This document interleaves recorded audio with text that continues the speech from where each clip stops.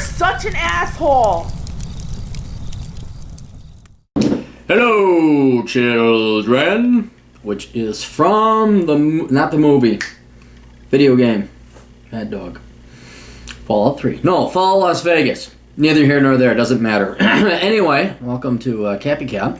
We're going to do a little bit of an economics lesson, and then we're going to do a little bit of practicum. So we're going to have a theory, we're going to have a practical study in the real world, and then we're going to pull a lesson from this, because I think, not to beat Ghostbusters to death, but I was curious, how much money did Ghostbusters make? Is it going to be profitable? And then, as I was on the treadmill, I was sitting there thinking, there's a little bit more to this, what is profit? Why should it be profitable? And I think people, especially on the left, but for those philosophers, those who philosophize, in general, why do we need profit? What's so important about profit? And then this is one that always kind of tinkered in the back of my head. I knew there was a reason. Well, of course you want profit. But then I found, there's a reason why profit is almost mandatory. And so we're going to go through that lesson. And we're going to learn a lot here today with Economics with Aaron. All right. First thing we need to understand is the concept of profit, specifically creating value. Right? The question is, why would we care if Ghostbusters, let alone any other movie, makes money? Okay. And the reason why it's important that things make money is because it's efficient, right? I am going to spend my money either as a shareholder, an investor, or whatever. I'm going to invest $1,000. That is my time. I had to forfeit a certain amount of my time to get that money, so I'm giving you my time. And there's a risk involved that I'm not going to get back, that I will have essentially become your slave, or I might get a fraction of it back. And in that fraction of your time, you're a slave. So in other words, I transferred part of my life to you. That's why I want to have a rate of return that's positive, or at least break even. So to compensate for that, I am going to demand some kind of rate of return. I'm going to expect more money, more of my time in return. Now, what we do to assess profit is we measure how much resources go into a particular project. It could be a movie, it could be a company, it could be a business, it could be a restaurant, it could be anything. We're going to make this investment, we're going to have this venture, we're going to have this entrepreneurial idea, and we're going to invest a bunch of resources. Now that could be property, plant, equipment, labor, everything, insurance, electricity, you name it. We're going to put all the money in here, and it's going to cost us $100 million, and hopefully we're going to get more than $100 million back. And a lot of people, they hate profit. Oh, profit's evil. Profit's evil. No, it isn't, fucktard. You're just another stupid leftist who never went beyond Economics 101. When you produce more with the resources that you were given, in other words, you're efficient, you are creating value. And for those of you that put your money at risk or worked hard at it or invested it in one way or another, if it goes the way it should, you'll get more than what you put in.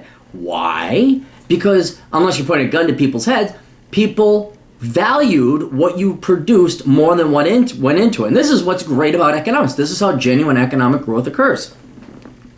I have a car that sits on its ass, I got some gas, and I got some insurance. Well, these things, independent on themselves, don't make a lot of money. But if I combine them together and I go Uber, I provide a good and a service that people are willing to pay more than what my expenses are, and that's how I make my fucking living.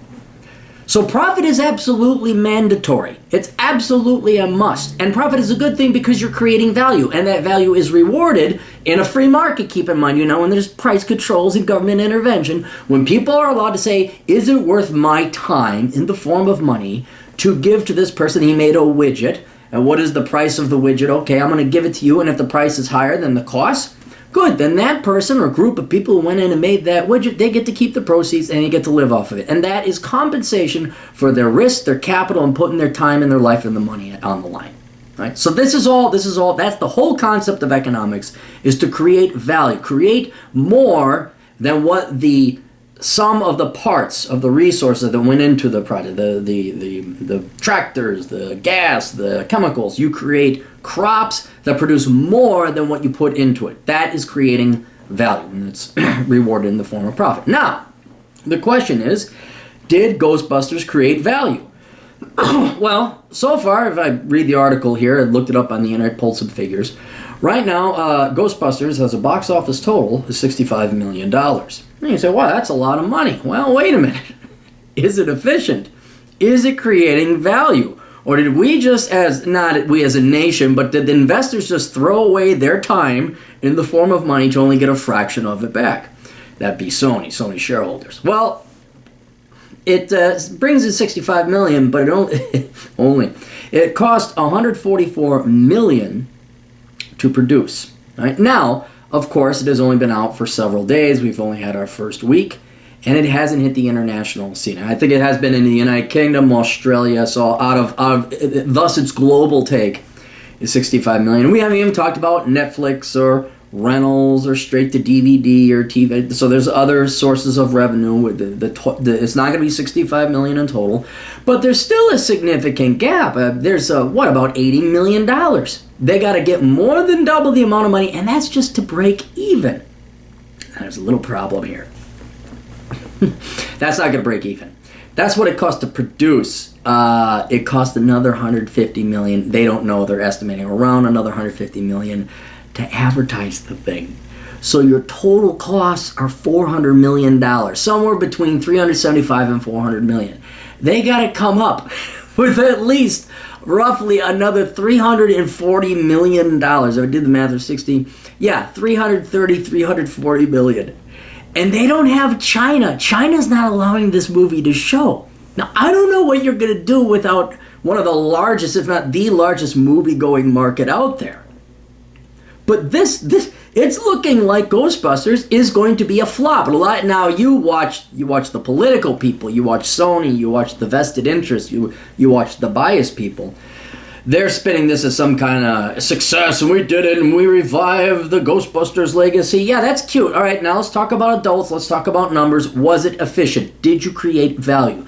No, it's looking increasingly likely that the Ghostbusters will have created less value, or they would have cost value. It was inefficient.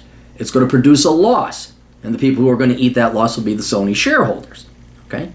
Now, because I'm an economist, you understand. And I was a credit analyst too. Where my little detective mind went, where my little super awesome economic genius mind went, is I looked at just some of these simple figures here. And I'm like, you spent more on marketing, or at least as much, on advertising the movie than it did to make the damn thing. You doubled the cost through marketing. And I want to ask the question, what if you just didn't market it as aggressively as you did? What if you just said, hey, we got the new Ghostbusters coming out, and you threw up maybe a $20 million budget for advertising? Would Ghostbusters have been profitable? And here's the moral lesson that we all get to learn from it. Ghostbusters, in my opinion, could have been profitable. It absolutely could have been. But you see, Sony, maybe the shareholders wanted to make money, but the people that Sony employed and put in charge of this, they didn't care about making money. Their ulterior motive, their ulterior goal, their primary goal was one of lecturing and moralizing and social justice warring. They had a political agenda, and by God, they were going to ram this motherfucking show, this goddamn movie down your goddamn throat. And if you didn't like it, they were going to lecture you and accuse you of sexism, racism, feminism, whatever. Right? And it was overkill. It was too much. It was in your face. And so people upchucked. They didn't want to go see it. They said, we've had enough. Yeah, we're aware.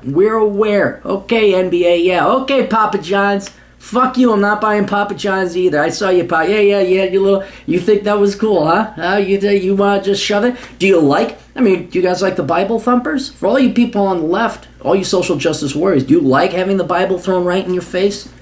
Do you like that? Do you like being proselytized to? Do you like being lectured? And say you're going to burn in hell if you don't believe some guy who wrote some fucking dipshit thing 4,000 years ago in the desert? Do you enjoy being treated like a little child?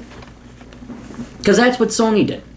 That's what the political agents, I don't mean nefarious, conspiratorial, that's what the director, there was the director, that Paul Fag, I don't know his name. No one knows how to pronounce his last name because they're too afraid to say Fag if it's pronounced Fag. The investors, I don't want to say necessarily the actors, but there was obviously a political agenda with this. And you know what?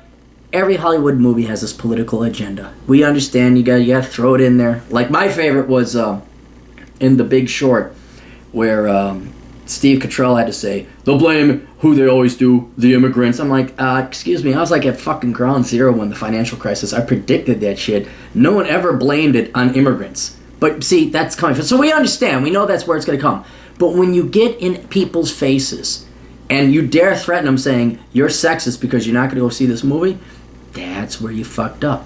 And you spent, if we're to take out $20 million in real advertising, you spent around $130 million on a political crusade, on a political campaign. And I don't know if you know this, but people don't like mixing their fun with political agendas. People don't like mixing fun with politics. Matter of fact, people go to the fucking movies to escape CNN and Fox News. They don't want politics in their fucking movies, let alone having their childhood, heroes ruined with politics. Now, I run a company called Asshole Consulting, Sony, and I know you don't care about that. I know you are more interested in virtue signaling, as that's the new frontier of marketing for corporations. They're more interested in sucking the cocks and kissing the asses of social justice warriors and leftist politically correct causes. I understand that's your marketing. You want to go green. You want to go organic. You just fair trade. You want to show how rah-rah. Good for you. Let me know how that works out for you. In the meantime, Sony, if you need someone to come in there and consult you about never making a mistake like this again, well, matter of fact, it would cost a fraction of what you're going. I mean, it is going to cost you a minor fraction. I'd be billing the hell out of you. It would cost you a minor fraction of the amount of money I estimate you're going to lose on this. But you never know. You might get lucky. You might break even. You might make $1 million. And then, boy, I'm sure that's why people and shareholders invested in Sony was to make like a fraction of 1% a year. Because you guys must be. That doesn't even beat inflation. So I'm curious. I want to know. If Sony, not Sony, but if Ghostbusters will even provide a rate of return that beats inflation. And then you guys over at Sony, perhaps maybe I shouldn't talk to the managers at Sony. Maybe I should talk to the board of directors or the shareholders. Maybe you should have me come in there and consult you guys at any point in time. If you want to make money. If not, you want to run a charity, you want to run losses, go ahead. Because when you run a loss and you don't provide value, inevitably you run out of money and then you're out of business. But that's why we have bailouts. Anyway, best of luck to all of you. Toodles.